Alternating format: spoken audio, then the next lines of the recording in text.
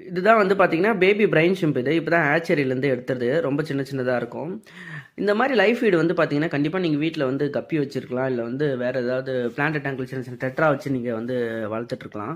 Mostly அந்த மாரி ஃபிஷ்ஷஸ்க்குலாம் பார்த்தீங்கன்னா, லைவ் ஃபீட் வந்து கொஞ்சம் குடுத்தா நல்லாயிருக்கும். அதோட கலரேஷன் நல்லாயிருக்கும். ப்ரீடிங் நல்லாயிருக்கும். நான் வந்து பார்த்தீங்கன்னா, இதில எண்ட்லர் வந்து ரெட்லேஸ் வச்சிருக்கேன். இதுக்கு பார்த்தீங்கன்னா, நான் இது மட்டும் இல்லாம நெறையா ஃபிஷ்ஷஸ் இருக்கு.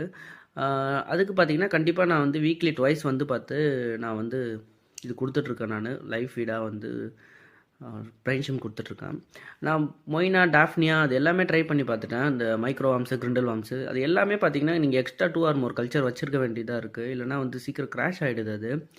அ ஒரு 1 மந்த் டூ 1 1/2 மந்த் கரெக்ட்டா இருக்கு. அதுக்கப்புறம் பார்த்தீங்கன்னா, எப்படி வச்சிருந்தாலும் எந்த லைவ் ஃபீட் வச்சிருந்தாலும் கிராஷ் ஆயிடுது. இந்த டாஃப்னியா பார்த்தீங்கன்னா வந்து கொஞ்சம் அது மழை தண்ணி வச்சு நம்ப கொஞ்சம் பெரிய அளவுல மெயின்டெயின் பண்ணா, அது ஓரளவுக்கு சஸ்டெயின் ஆகுது.